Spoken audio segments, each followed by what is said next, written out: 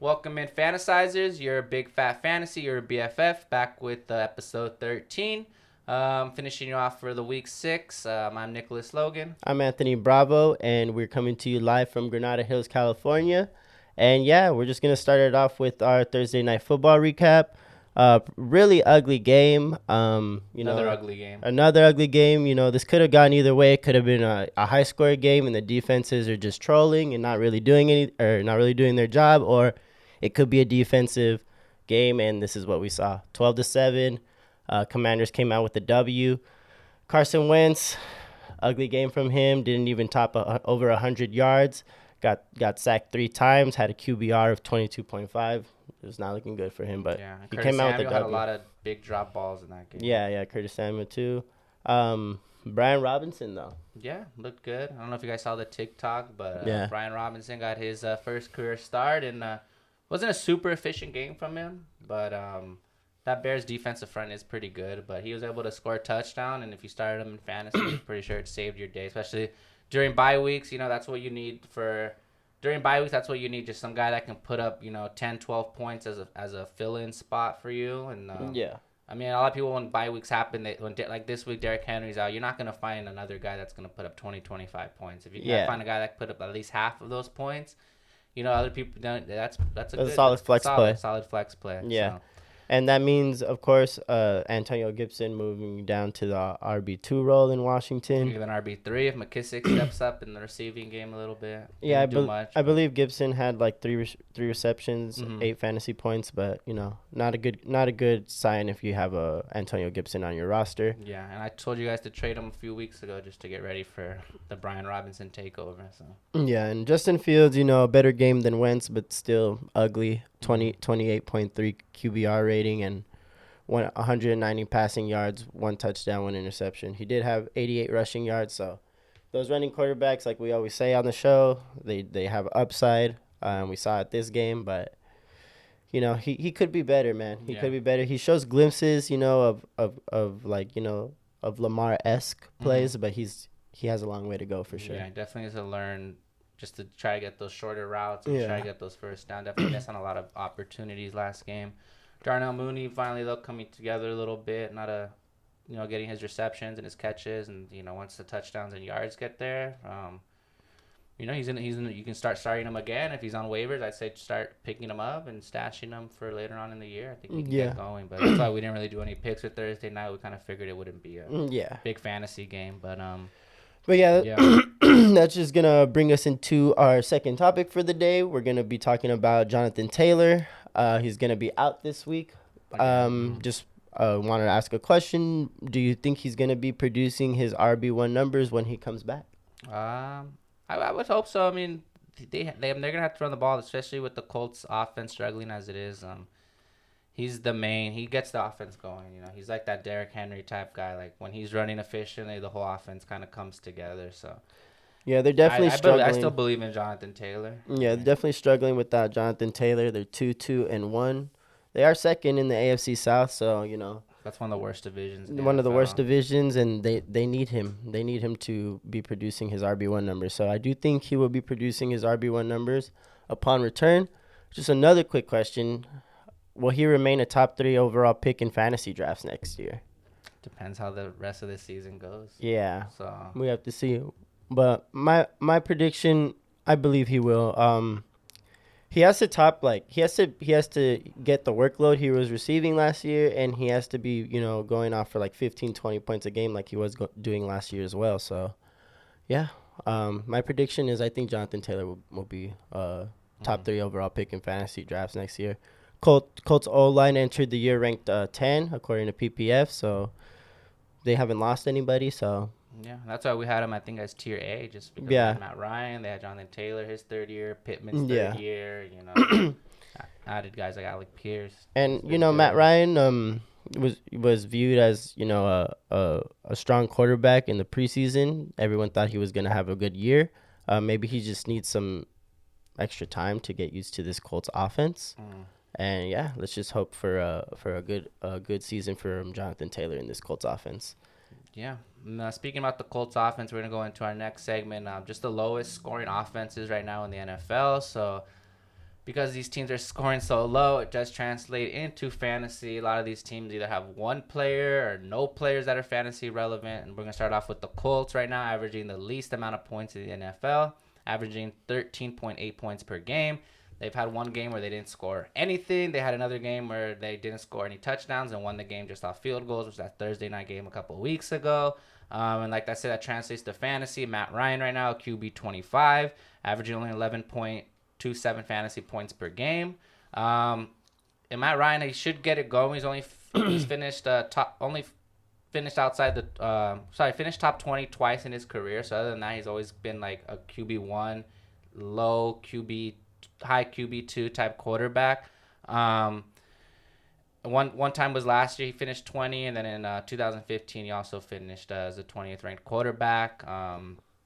Last year though, he did get off to a better start than he did now. He was averaging 17.98 points per game through the first 5 weeks, and in 2015 he was averaging 15.69, so way more than his 11.27 fantasy points he's been putting up through these first 5 weeks. He's tied in NFL first in turnovers, 7 interceptions, 3 fumble losses. And even though he is a ranked QB 25, he's not throwing a lot of touchdowns. He is 6th in the league in passing yards.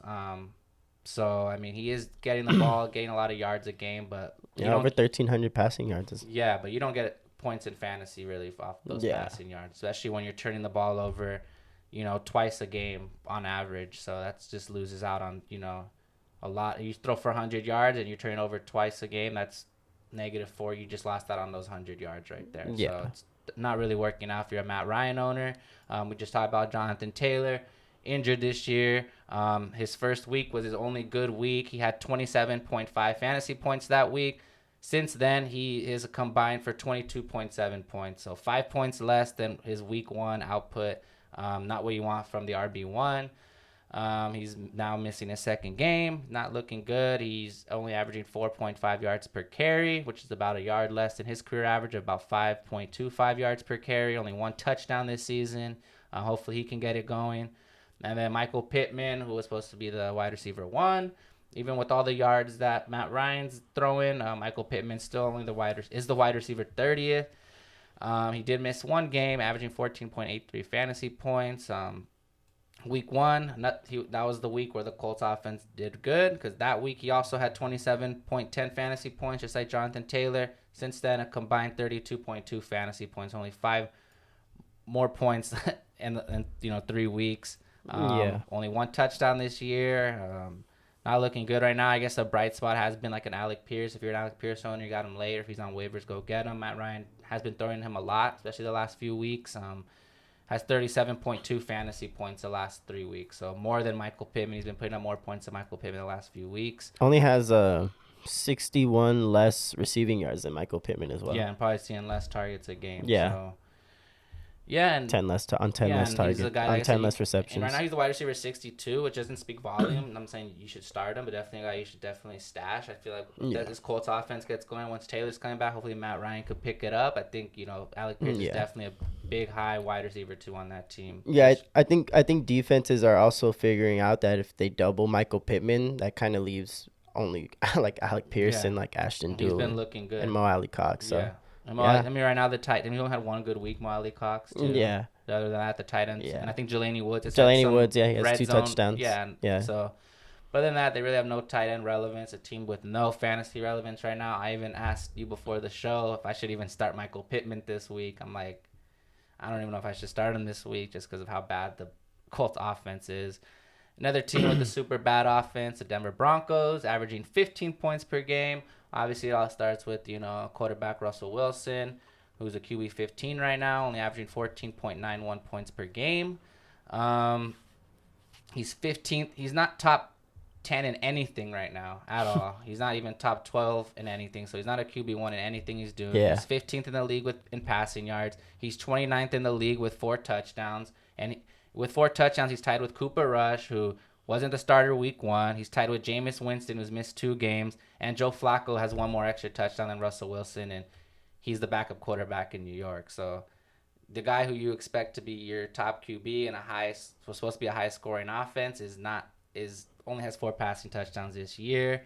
I guess his best thing this year is him running the ball. He has 73 rushing yards and like think 2 rushing touchdowns or 1 rushing touchdown.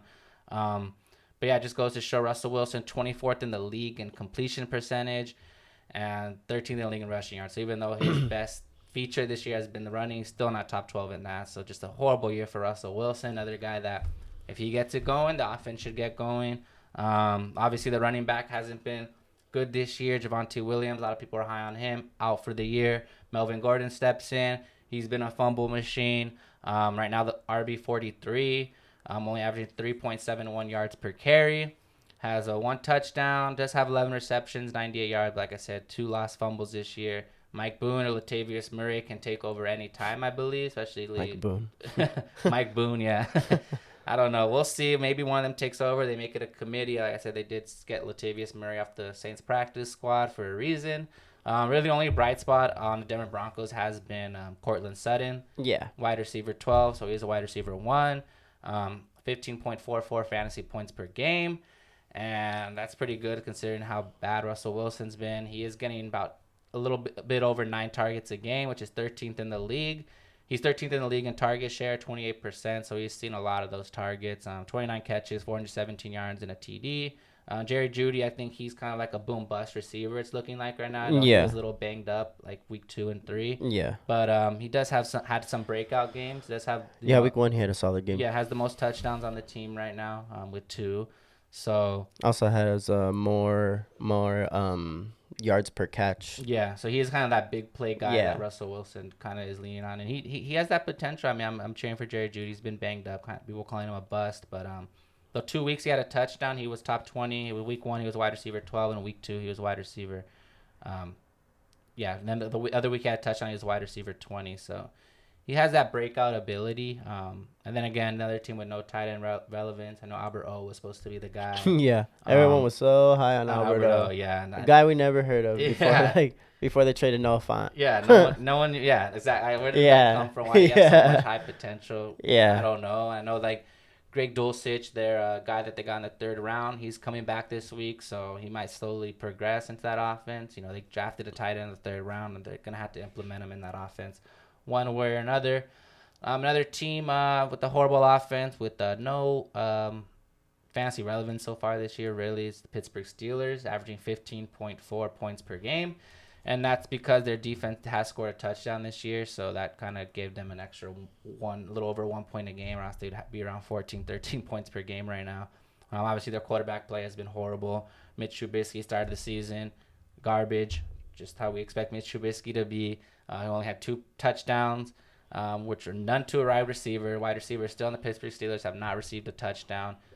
He threw 2 interceptions. Kenny Pickett stepped in, hasn't been any better in 2 games, has 4 interceptions, no passing touchdowns, but does have 2 rushing touchdowns. But poor Kenny Pickett, man. I mean, the guy steps in, and now he's got to face the Bills. He has to face the Bucks this weekend. Sheesh. He has to face he's facing the Dolphins, 10. The Eagles. Yeah. Oh my God. He's facing all the Bengals. Best the Bengals. He's facing very good defenses to start his career, and I wouldn't give up on the kid now, especially with this schedule. The schedule that he's going against. But that's gonna make or break him. Really, it's gonna either make him better quarterback in the future, or it's gonna break him, and just break him. But no quarterback relevance there in Pittsburgh.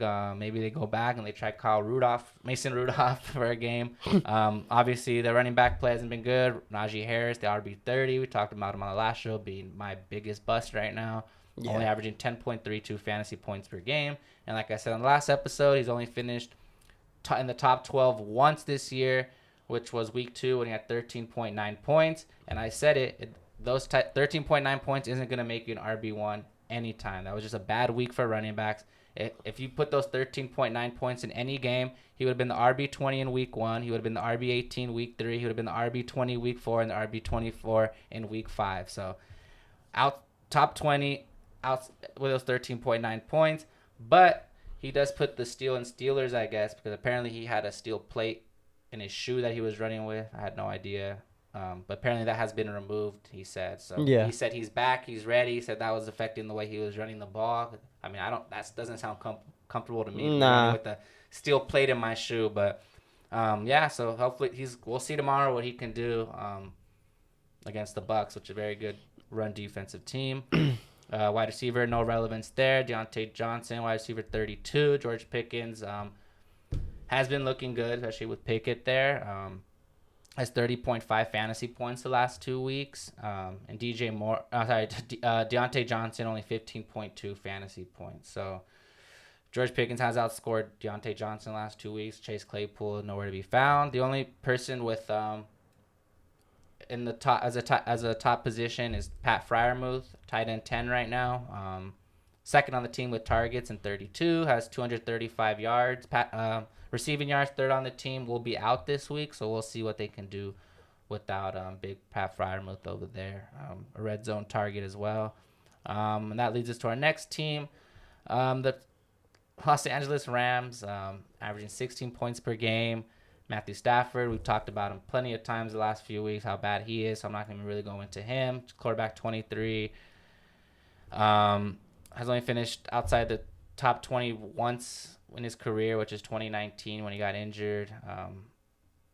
So we'll see what he can do this year. I mean, to finish, he does have one of the best receivers.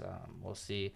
He's also tied first with Matt Ryan in turnovers with 10, so that's another reason why Colts and Rams are both on this list. Their quarterbacks are turning the ball over a lot. Cam Akers, nowhere to be found. Not going to be found in tomorrow's game because he's out for personal matters, according to Sean McVay, so not even injured, just out. Who knows what he's dealing with.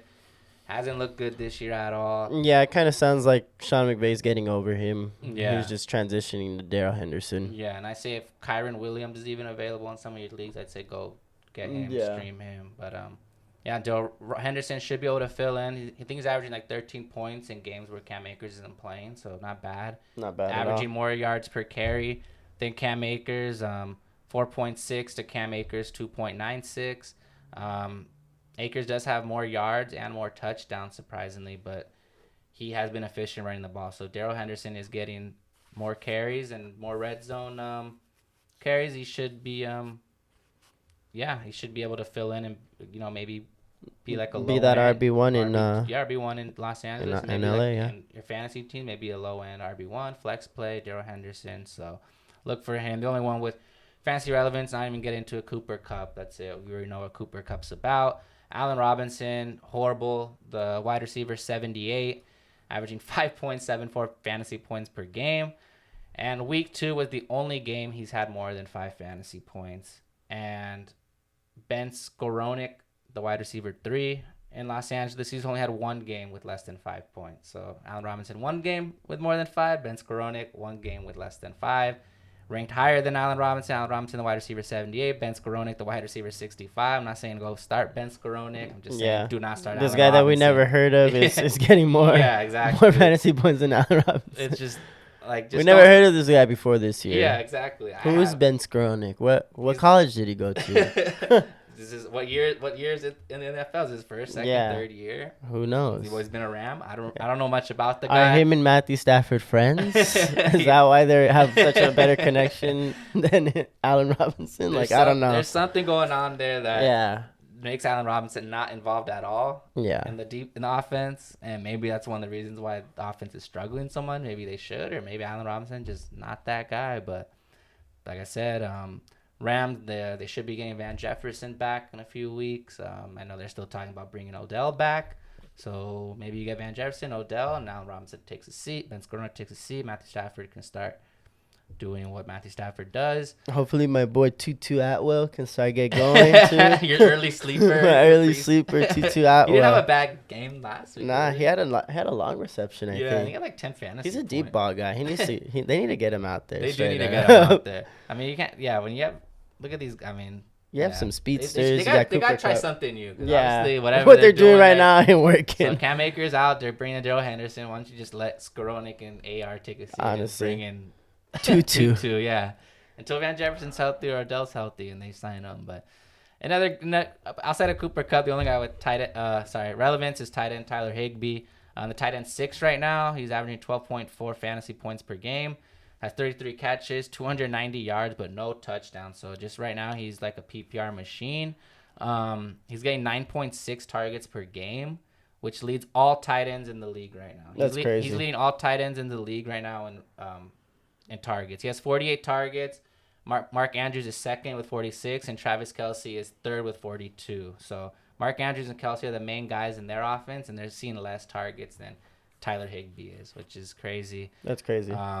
For sure. I wasn't even really high on Higbee to come into this year either. I didn't think he was going to be like that. Neither did I. And like someone made a good point, Tyler Higbee's like this year's like Dalton Schultz kind of. Like Dalton Schultz last year, no one really expected him to do what he did. He finished, I think, as a tight end 5 or 6. Exactly where Tyler Higbee is. So. And now Dalton Schultz is nowhere to be found. Nowhere to be found. So this might be a big year for Higbee, and then you'll never see him again. But, we'll see. But yeah, I said I think a lot of targets.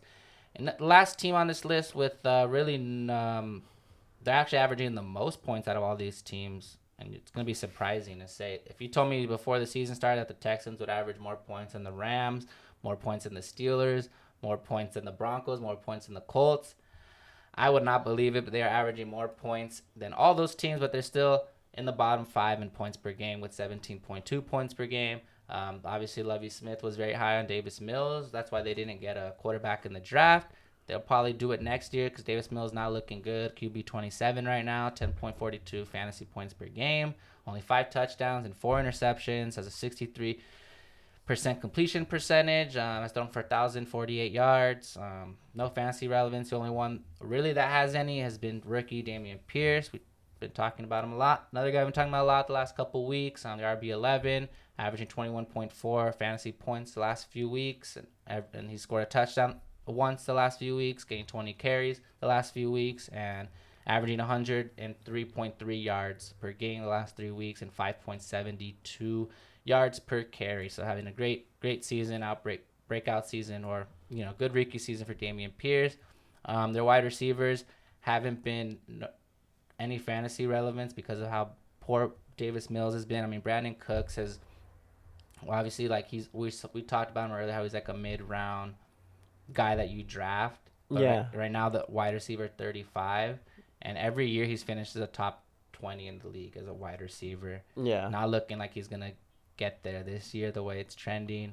The only years he finished outside the top 20 was his rookie season, and then 2019 when he got injured. He's not getting a lot of targets either, 20th in the league in target share percentage. Only 24 catches, 235 yards, and a touchdown. Week 4 was the only week he finished in the top 20. So he finished 14th overall with 18.7 fantasy points that week. Believe it or not, Nico Collins, he is the wide receiver 56, but he does have more yards than Brandon Cooks right now, and he has more yards per catch than Brandon Cooks right now. But he is having a lot less targets and a lot less catches, but kind of that deep ball threat, I guess you can say, in Houston. Yeah, for sure. Yeah. But another guy you should probably, and if he's only doing, he's a wide receiver 56. This is PPR scoring wide receiver 56 in PPR. Brandon Cooks is the wide receiver 35. So he's 21 spots behind Brandon Cooks. But if you're in a standard league, Brandon Cooks is 47th wide receiver and Nico Collins 49. So Brandon Cooks, the reason he's so high in PPR leagues because he's getting the catches, but Nico Collins is getting the yards that you need in standard leagues. I don't play any standard leagues, but that are out there, Nico Collins might be the better option over Brandon Cooks going forward. For sure. But yeah, those are the 5 lowest scoring offenses. The Bears were also in that top 5, but I don't want to talk about them since they did play on Thursday. So these are just the teams to look out for Sunday. If you have any of fantasy players on these teams, the only ones with relevance is like a Dameon Pierce or a Cooper Kupp. And I think that's really pretty much it. Think of Tyler Higbee at tight end. Tyler Higbee, Cortland Sutton, and that's really it. Other than that, I wouldn't start anybody on those 5 teams going forward. For sure. Come tomorrow on Monday. So. Yep. So that's gonna wrap up our worst offenses in the league segment.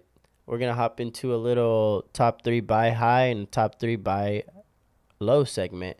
I'm gonna start this off with a guy I've been talking about a lot lately, Ramondre Stevenson. As you know, he's gonna be the lead back this week. He should be seeing an expanded role. I would definitely trade down if I had a guy like Dalvin Cook. If I could receive a guy like Ramondre and a solid wide receiver, I would definitely push yes on that trade. Bill Belichick is showing that he loves this guy, giving him 26 carries. I expect him to have 20 to 30 carries a game if Damian Harris isn't involved. So, yeah, this is a guy I would definitely buy high. Another guy I would buy high is going to be Jalen Waddle. Should be cheaper than Tyreek Hill, and he should be able to produce the same numbers when Tua comes back week 7. He's been having some down weeks. He hasn't scored more than 6 points in weeks 4 and 5, so you should be able to, not give up a lot, but you're still going to give up a good amount for Jalen Waddle. Yeah. And my third and last person on my buy high list is going to be Aaron Jones. Aaron Jones, I saw a fun stat on the Pat McAfee podcast. He ranks first in the NFL in yards per carry with 6.3 yards per carry, but he only has 61 rushing attempts all year, and that ranks tied for 19th. So if the Packers start running the ball, if they start implementing the run, I don't know why they're trying to abandon it, but if they start implementing the run, like Aaron Jones is going to pop off for your team straight up. So if you can get a guy like Aaron Jones, even, A.J. Dillon, if you can get that little stack in your redraft, I would definitely suggest it because they're giving A.J. Dillon like the RB1 workload, but Aaron Jones is scoring the RB1 points. So it's kind of like they're going to shift to Aaron Jones, but it's nice to have A.J. Dillon there as your little handcuff, just in case.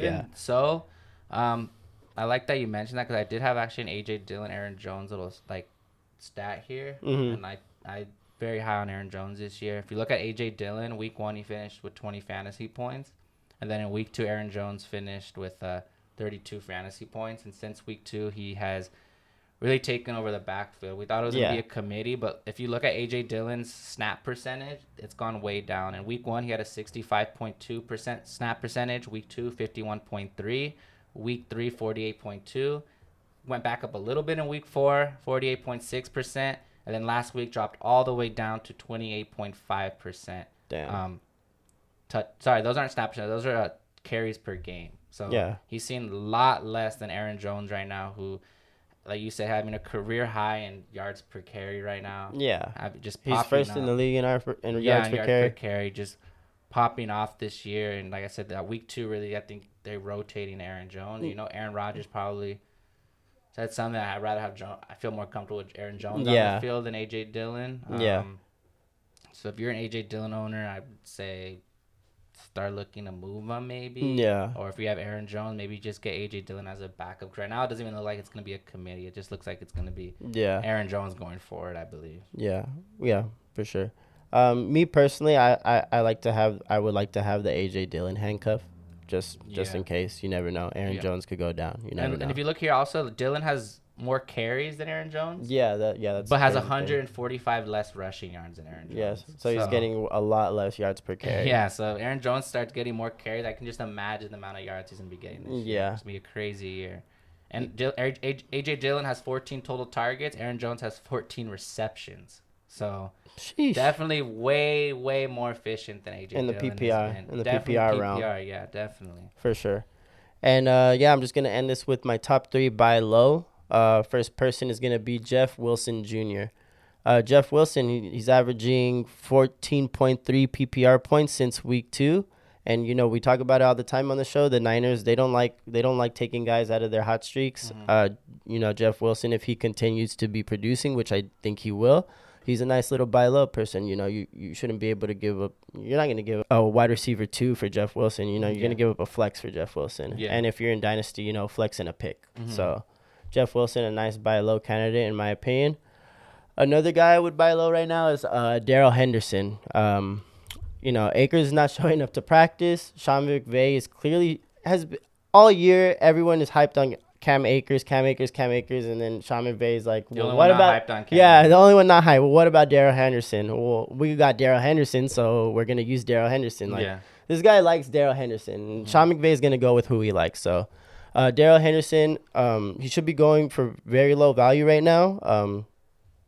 Let's see. It should be. I mean, and Sean McVay's the offensive-minded coach, even though they're in the bottom 5 in points per game. Darrell Henderson, he hasn't even scored more than 13 fantasy points this year. So I doubt anyone is really high on Darrell Henderson.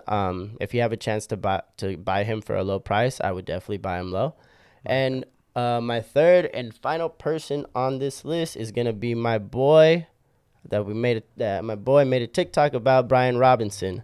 He had a touchdown. He was receiving the workload we were expecting, but only had 12 points. So some people might not be as high on him as we are. So if you have a chance to buy him for a low price, definitely go get yourself some Brian Robinson, because they definitely downgraded Antonio Gibson to that RB2, and McKissick is going to be running that receiving back role unless Brian Robinson he wasn't targeted in the receiving, but yeah, Brian Robinson is going to be the RB1 in Washington. So if you can buy him, buy him. Definitely. I did like all those buy low guys. Definitely Daryl Henderson and I'm a big Brian Robinson fan. So. Yeah. Yeah, I'll move on to our next segment. We talked about players in the bottom offenses to not start, really, unless you have a few of those guys. But now I'm going to move on to some of the top defenses in the leagues. So if you have fantasy players going against these teams, you probably want to think twice before starting them unless it's a guaranteed, because right now, one of the top defenses in the league is the 49ers. Not only are they the number one defense in the NFL, only allowing 61 points this year, they are also the number one defense in fantasy football right now. They are ranked first against quarterbacks. Quarterbacks, when they face the Niners, only averaging 8.91 points per game. The only one that scored, I believe, double digits is Justin Fields in week 1. Running backs, they're ranked fourth against the run in fantasy, averaging 17.56 to fantasy running backs. Wide receivers, they're allowing 49.58 points per game, ranked 10th. And the tight ends, they are 6.96 points per game to tight ends, ranked 5th in the league. So top 10 in everything in fantasy football. All of my advice is probably do not start any Atlanta Falcons players this week. If you're gonna start Kyle Pitts, he might be a streamer this week. If you have no other option, start Kyle Pitts. If you have another guy you can rely on, start the other guy. Another team to be careful is the Bills. Another team only allowing 61 points this season, and they're the number 2 defense in fantasy. I know they are a little banged up. They've lost some key players in that defense, but they still look great last week. I know they faced a rookie quarterback and a struggling Steelers offense, but right now the Niners are number 1 in points allowed to quarterbacks. The Bills are number 2 in points allowed to quarterbacks, 9.2 points allowed per game. Against the running backs, they are averaging 9.06 points per game, which is ranked 9th. To wide receivers, they are allowing 29.08 points per game, ranked 7th. And to tight ends, they are allowing 7.58 points to tight ends, number 9. The only players I would obviously say to start this week are Mahomes and Kelsey, obviously, and just be careful with Clyde. I would say do not even touch any of the wide receivers. Just those two teams, obviously the Niners and Bills. Niners being number 1 to quarterbacks and Bills being number 2 against the quarterbacks. Obviously, offenses start with the quarterback, so it translates to the rest of the positions on the field. So just be careful with even Lamar kind of struggled against the Bills. So just be careful there. And then third on this list are my Dallas Cowboys right now. They are third in the league, they've only allowed 72 points this season. But they are the number 5 ranked defense in fantasy right now. The quarterbacks are only scoring 11.66 points per game against them. That's 6th in the league. Running backs scoring 17.8 points per game. That's 5th in the league. Wide receivers, this is where you might want to start some wide receivers against Dallas because they are ranked 19th in the league. Not great. 33.88 points per game to wide receivers. And then tight ends outside the top 10, they are 11, averaging 9 points per game to tight ends. So obviously you're going to start Hurts, start Devontae, start A.J. Brown this week, start Goddard. I would say maybe sit Miles Sanders probably, unless you don't have any other options. Another team 4th in the league right now, the Denver Broncos. The reason this team is being kept alive is their defense, because they are not scoring a lot of points on offense, but their defense are shutting down the opposition. They've only allowed 80 points this year, and they're the 7th ranked defense right now in fantasy. Against quarterbacks, they are number 3. So Niners number 1, Bills number 2, Denver Broncos number 3 against quarterbacks, 10.3 points per game. Running backs 10th in the league, they are scoring 19.46 points per game. Wide receivers, they are really good against wide receivers. They are number 2 in the league in shutting down wide receivers. Wide receivers only scoring 26.28 fantasy points per game against them. And against the tight end, this is their lowest one. They are allowing 10.14 points per game, which is 13th in the league. So obviously you're going to start Herbert. You're going to start Eckler. Mike Williams and Keenan Allen, they might be a little iffy, especially if Keenan Allen's back. And now they're both kind of sharing targets amongst each other. And as good as they've been against the pass, I mean, I would say start Keenan Allen. I don't want to say sit either of them, but just be careful if you are going to sit them. Don't expect a big game against the Broncos this week. But I could be wrong, especially how good they've been against quarterbacks. I know Herbert's one of the best quarterbacks in the league, obviously, but they have been shutting down quarterbacks. And then I would say probably start Gerald Everett, probably, maybe. Yeah, he's a nice streamer. Yeah, and then my last team, another team I would not expect to be on this list, the Jacksonville Jaguars. They've only allowed 80 points this year to teams, tied with the Broncos. Jacksonville Jaguars, the number 6 ranked defense in fantasy right now, so a spot above the Broncos. But really they're only really top 5 in one category, and that's against the tight ends. Tight ends scoring 6.7 points per game against them. Wide receivers are scoring 29.2 points per game, which is 8th in the league. Running backs are scoring 25.5 points per game, which is 25th in the league. And then quarterbacks averaging 13.73 points per game, which is 9th in the league. So they're facing the Colts this week. I would not start Matt Ryan. Be careful with Pittman. The running backs, like I said, they're 25th against the running backs. So I don't know if Naheem Hines is playing tomorrow. No, he's not. Deion Jackson's in. It's going to be Deion Jackson. So I would say, start him as a streamer flex this week even. I mean, they're 25th in the league allowing points to running backs, so that's a lot. I know Deion Jackson the third string, but he didn't look bad in that game against the Colts or against the Broncos a couple weeks ago. Thursday night game. And I would say maybe start Pittman. It's still iffy, but definitely do not start any tight end on the Colts. Colts don't even have a tight end, and I wouldn't start anyone. But and then speaking about the Jaguars, I just want to talk about the committee, because we did talk about the Packers and committee or really not committee. Dylan, really not a committee so much. Maybe another one that was kind of a committee, but kind of leaning towards the latter, which is now Travis Etienne. James Robinson, I know he was the number 3 running back the first 3 weeks of the season. Since then, in the weeks 4 and 5, he's only averaged 8. He has 8.8 total fantasy points the last 2 weeks. So he went from the RB3 to now only scoring 8.8 total fantasy points the last 2 weeks combined. And now he's the RB18 because of that. Travis Etienne starting to eat into James Robinson's workload. His snap percentages have gone up. Week 1, 37%, then up to 43%, up to 51%. And then, week 1 he was at 51%, then it dropped down to 37, then went up to 43, then up to 51, and then at his career high in snap percentage last week at 53. Like I said, he's starting to eat into James Robinson's workload. Right now he has 5+ yards on 45.5% of his carries, which is 5th best in the NFL. Wow. He's forced 0.30 missed tackles per carry, which is 6th best in the NFL, and he has 3.3 yards after contact, which is 10th in the NFL. So if he starts getting those snaps, you can start seeing them in the top 5 in all of those categories.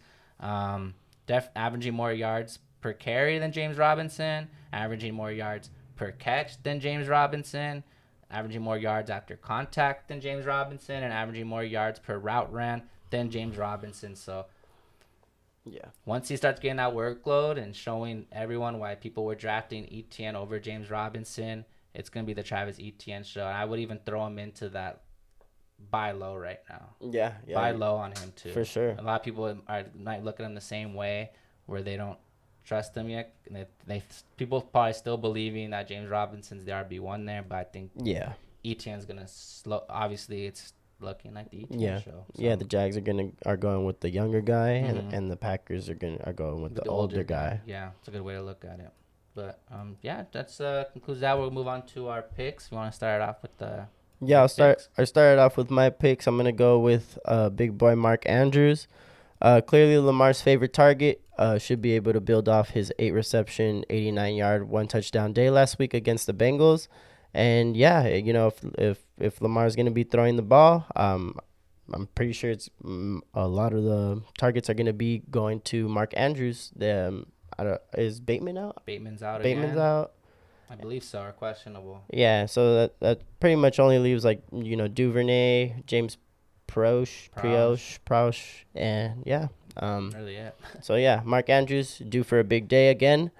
I'm gonna go, or you want to go with yours? Sure. I'll go with my first pick. It's gonna be my boy DK Metcalf. Right now, the wide receiver 20, but the last 3 weeks, he is the wide receiver 6, right behind his teammate Tyler Lockett, who's the wide receiver 5. But I trust Metcalf just a little more, averaging 19.3 fantasy points the last 3 weeks.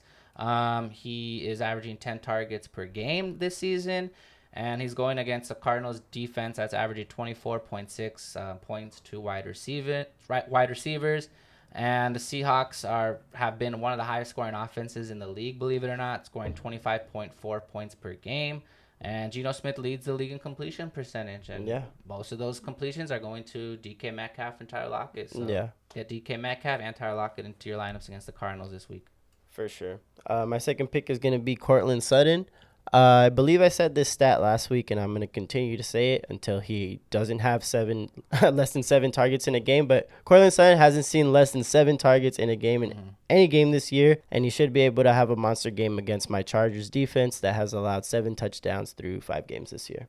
Yeah, definitely Courtland Sutton, the only one with fancy relevance on that Denver Broncos team.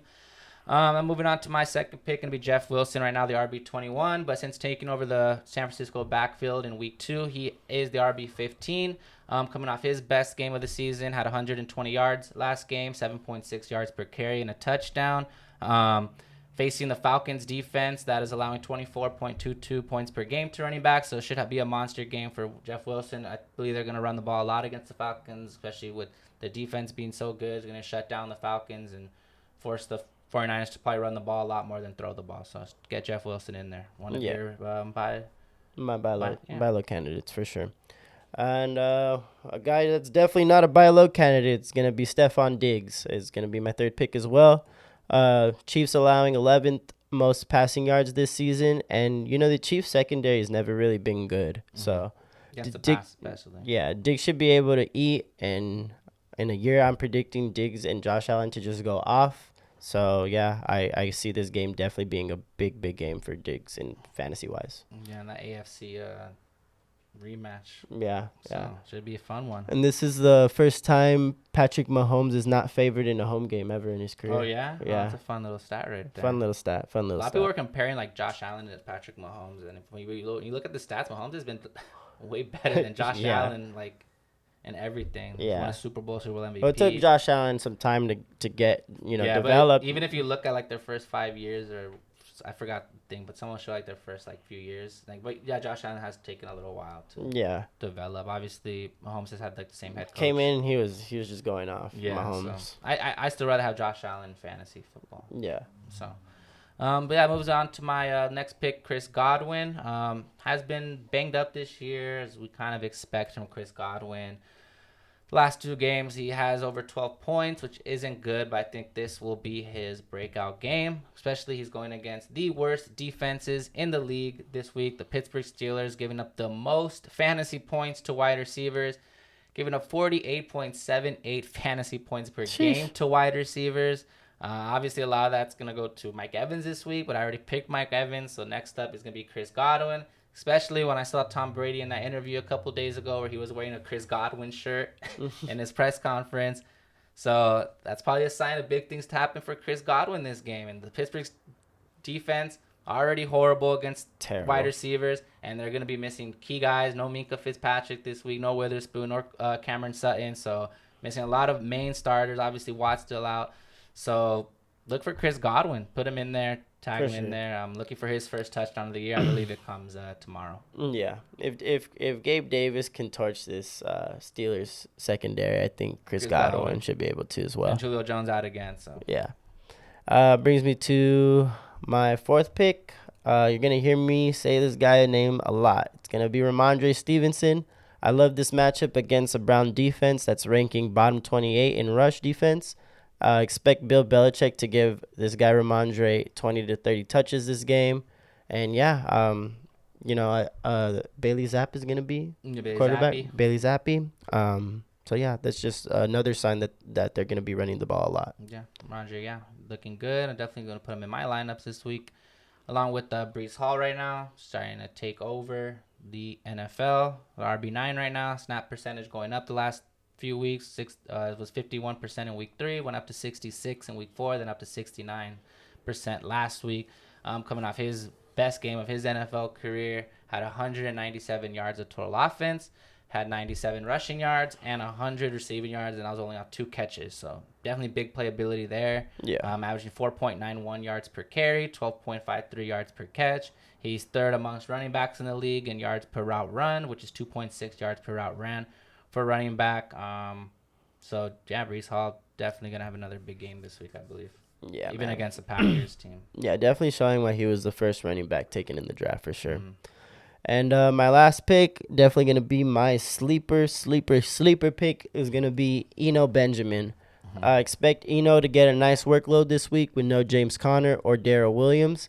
The Seahawks defense he's facing is allowing 5 yards per carry and through 5 weeks, as well as 851 total rushing yards through 5 weeks. So not looking good for the Seahawks defense on the run game. I expect Eno to have a solid game. Yeah. Flex-worthy game. Yeah, no James Conner, like you mentioned, and Keontae Ingram. I have him on my dynasty team. Almost dropped him this week, but he's might make his debut finally. So maybe he'll get some touches. Not saying he's gonna eat into Eno Benjamin's workload, but let's see what he can do. I like when my rookies start playing. I can see what they do. So if he has one, if Keontae Ingram has one long run, he's definitely gonna get some eyes looking at him. Definitely. And my last pick's gonna be Dalvin Cook. Start of the season really slow, RB14 right now, but he is averaging 4.6 yards per carry, so right around his career average. But yeah, like I said, he coming off his best game last week, had 94 yards on 18 carries, 2 rushing touchdowns, and caught both his targets for 27 yards. And Alexander Madison is questionable, so Dalvin Cook might just be the bell cow and get every single touch. I think he has a big game again this week. He's one of those guys.